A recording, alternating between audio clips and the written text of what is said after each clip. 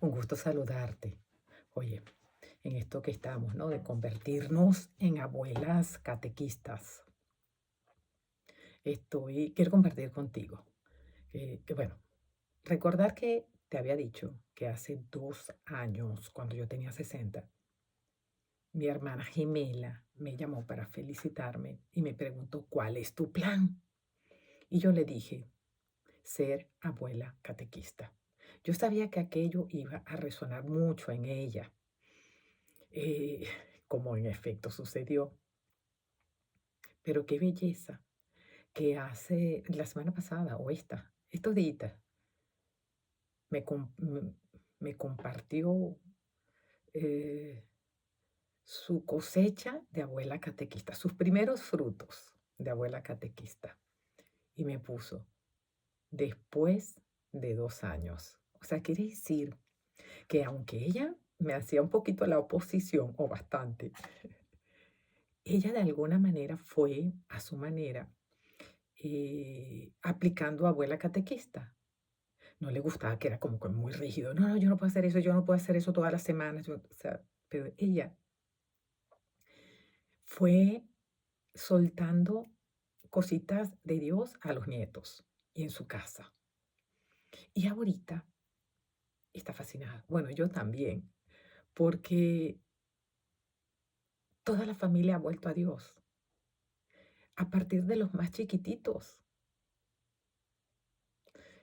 A esa casa llega un niño Jesús y los escapularios y el envasecito del agua bendita y unas historias bíblicas, una colección de historias bíblicas, todo eso llegó. Y desde que llegó ese niño Jesús, ha revolucionado todo lo que es la presencia.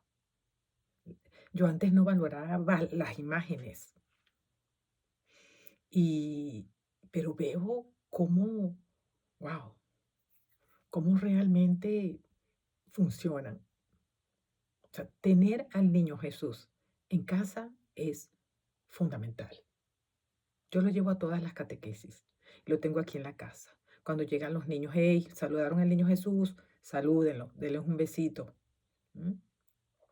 Jueguen con él, llévenselo al parque, llévenselo a la alberca. Ese trato con el niño Jesús. Yo diría que eso fue lo que más removió, que vieran a ese niño Jesús y ese niño Jesús los viera a ellos. Se dio el flechazo. Claro, estaba lo de abuela catequista y tal, no sé qué, pero yo creo que el flechazo fue a partir de la llegada de un niño Jesús, de los que hemos tenido aquí, para Venezuela. Bueno, pero bueno, perdón que me tomé estos 3 minutos, pero es que esto tiene que ver con lo que vamos a tocar el día de hoy, de lo que le sucede a Jeremías y de lo que está anunciando en el Evangelio Jesús que le va a suceder a él. Nos vamos a estar refiriendo a temas como la oposición, el rechazo, la soledad, el ser desestimado, el ser ignorado, el ser atacado, que haya una cierta confabulación en contra de Jeremías, de Jesús. ¿M? Ese es el tema de hoy. Entonces, claro, te comentaba la anécdota porque al principio mi propia gemela, idéntica, univitelina, me hacía oposición. Y ahora tan bella y tan generosa, de verdad me emociona. Me dice después de 2 años. ¡Wow! Bueno, Jeremías. En aquellos días, los enemigos del profeta se dijeron entre sí, vengan, tendamos un lazo a Jeremías, porque no le va a faltar doctrina al sacerdote, consejo al sabio, ni inspiración al profeta. Vengan, acerquémonos, ataquémoslo de palabra y no hagamos caso de sus oráculos. Cuando dice, no le va a faltar doctrina al sacerdote, o sea, él no hace falta, pues. Jeremías no hace falta. No le va a hacer falta consejo al sabio, ni inspiración. No, ataquémoslo de palabra. No hagamos caso de sus oráculos, porque él estaba un poco como Jonás en Nínive, ¿verdad? Jeremías estaba advirtiendo. al pueblo, un pueblo que estaba moral y espiritualmente corrompido, estaba alejado de Dios. Y claro que estaba Jeremías y habían otros profetas, pero entre ellos no había unidad. Y, y vamos a decir que Jeremías estaba de un lado y habían falsos profetas. Entonces, el mensaje de Jeremías era más incómodo, era de advertencia, era un llamado de arrepentimiento, de conversión, un llamado a dejar la vida mala. Y los falsos profetas hablaban, no sé, de la paz, de la prosperidad. Entonces, claro, querían silenciarlo. Y nosotras como abuelas nos van a querer silenciar. Te digo, a veces hasta sin mala cosa, pero es aquello que no saben todavía, ¿no? Y por eso es muy importante seguir el ejemplo de Jeremías, que sigue siendo intercesor, a pesar de que el desenlace en este caso con el pueblo de Judá es desastroso, es trágico, porque de ahí van al exilio, a Babilonia. Eh, entonces, sí, realmente él se queda solo, pero aún, fíjate, llama la atención porque él aún, eh, ahora su mensaje deja de ser de advertencia porque ya no lo escucharon, pero habla de esperanza, de que va a volver, ¿no? Como de hecho luego sucedió. Entonces, dice acá, Jeremías le dijo entonces a Dios, Señor, atiéndeme. Oye lo que dicen mis adversarios. Te digo, a veces puede ser el consorte, o sea, el abuelo, o los hijos, o sea, los papás de tus nietos, o tus hermanos, o tu mamá, o sea, la bisabuela de los nietos. Tan bella mi mami. Cuando me veía metida en esto, me decía, "Ay, hija, pero tenga cuidado porque no vaya a exagerar, no caiga en fanatismo". Tan bella, en paz descanse, te amo, mami. Y yo sé que desde allá me está intercediendo. Sí, porque estamos por la forja de la primera generación de santos de la familia van a ser sus bisnietos. Entonces sí, hay que pedir la intercesión de ellos, que ya se dieron cuenta qué es lo que realmente es importante, la santidad. Bien, entonces, y dice acá, oye, oye, le dice Jeremías a Dios, oye, oye lo que dicen mis adversarios, ¿acaso se paga bien con mal? Em, Porque ellos han cavado una fosa para mí.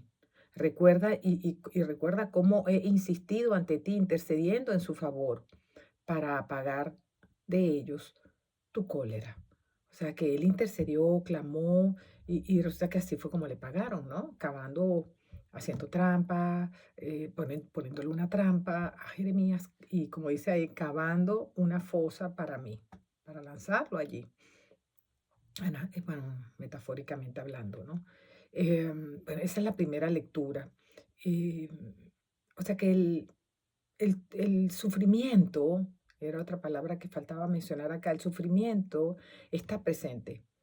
Y hay una analogía hay una relación entre la primera lectura de Jeremías y el Evangelio de Mateo, que dice así. En aquel tiempo, mientras iba de camino a Jerusalén, Jesús llamó aparte a los 12 y les dijo el anuncio de la pasión, muerte y resurrección. Ya vamos camino de Jerusalén y el Hijo del Hombre va a ser entregado a los sumos sacerdotes y a los escribas, que lo condenarán a muerte y lo entregarán a los paganos para que se burlen de él, lo azoten y lo crucifiquen. Bueno, si así hicieron con él, ¿qué no harán con nosotros? Por eso unir nuestro sufrimiento, nuestros padecimientos, pues que no se comparan, al ser abuelas catequistas con los de Jesús. Entonces, bueno, hasta ahí lo que Jesús les comenta a sus discípulos camino a Jerusalén. Luego continúa el Evangelio, o sea, San Mateo diciendo, entonces se acercó a Jesús la madre de los hijos de Zebedeo junto con ellos y se postró para hacer una petición. Él le preguntó, ¿qué deseas? Ella respondió, concédeme que estos dos hijos, Santiago y Juan, míos, se sienten uno a tu derecha y otro a tu izquierda, en tu reino. Pero Jesús replicó, no saben ustedes lo que piden. ¿Podrían beber el cáliz que yo he de beber? Ellos contestaron, sí podemos. Y él les dijo, beberán mi cáliz, pero eso de sentarse a mi derecha o a mi izquierda no me toca a mí concederlo. Es para quien mi Padre lo tiene reservado. Al oír aquello, los otros 10 discípulos se indignaron contra los dos hermanos, pero Jesús los llamó y les dijo, ya saben que los jefes de los pueblos los tiranizan y que los grandes los oprimen, que no sea así entre ustedes. El que quiera ser grande entre ustedes, que sea el que los sirva. O sea, yo colocaba acá, la gloria en el reino de Dios no está reservada a quienes buscan el poder, sino a quienes están dispuestos a servir y sacrificar, tú y yo, y enseñarle a nuestros nietos a servir y sacrificar. Y dice, el que quiera ser grande entre ustedes, que sea el que sirva. Y el que quiera ser primero, que sea su esclavo. He aquí la esclava del Señor, hágase como nuestra madre. Así como el Hijo del Hombre no ha venido a ser servido, sino a servir y a dar la vida por la redención de todos.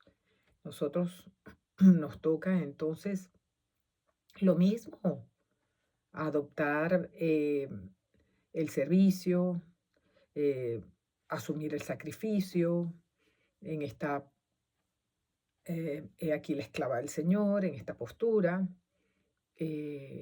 para la redención, para la salvación de todos, que es lo que estamos buscando. Eh, Ciertamente Santiago y Juan sufrieron, sí, bebieron el cáliz, distinto. Santiago fue martirizado y decapitado, y Juan fue al exilio en una isla de Patmos y ahí escribió el apostolado, pero sufrió persecución. Fueron sufrimientos distintos. Pero al final está el libre albedrío. ¿Tú qué vas a elegir? Porque hay un costo, ¿no? Hay algo implícito. Previo a la redención está el padecimiento, está el sufrimiento, está la pasión, está llevar la cruz. Entonces, como yo le digo a mi esposo, digo, mi amor, porque a veces de repente quizás se ve muy abordado por mí, que todo es la abuela catequista, bueno, porque estoy en este plan de sacar adelante esto, ¿no? Y buscar a mis nietos que están en el mundo con sus actividades. Te acuérdate que yo te digo que muchas veces es una extracción. Antes sacaban a los niñitos con forceps. Bueno, sí, acércate que sí es hacer como un forceps eh, para llevarlos del mundo al cielo. 45 minutos, imagínate tú. Pero bueno, lo hacemos. Y entonces a veces se ve un poco así. Y, y yo le digo, mi amor, pero esta es nuestra cruz. Dios mío, qué bellezas, 8 cruces, qué maravilloso. Eh, ¿Quién, o sea, todo el mundo desearía tener esta cruz? Bueno, aquí están nuestros padecimientos, nuestro sufrimiento, este, nuestra misión. Y yo creo que sí, que la tenemos que asumir y darle gracias a Dios por la belleza de esta cruz que nos lleva y lleva a nuestros nietos a la redención, al reunirnos todos con mis padres, mis abuelos, mis bisabuelos, mm, a todos eternamente en esa tierra prometida, en ese paraíso, en ese Edén, en ese cielo. Por eso estamos aquí. Entonces no importa la oposición, no importa el rechazo, no importa la ingratitud, no importa las palabras que nos digan, no importa que nos desestimen. Mira, pero no, hombre, eso no hace falta. eh, ¿Sabes? No, no importa que quieran silenciarnos, no importa que se nos cierren todas las puertas, no importa nada de eso, porque todo eso lo vale, todo eso y más lo vale el cielo para nuestros nietos. Es cuestión de estar claros, de estar en la determinación y en seguir clamando a Dios, y en seguir clamando a Dios que interceda y que a pesar de esas conductas no nos abandone. Pues como le hizo Jeremías, con fidelidad y cumplimiento y adhesión a la voluntad de Dios, que fue quien puso esa vocación en ti, en mí, en todas. Hasta mañana.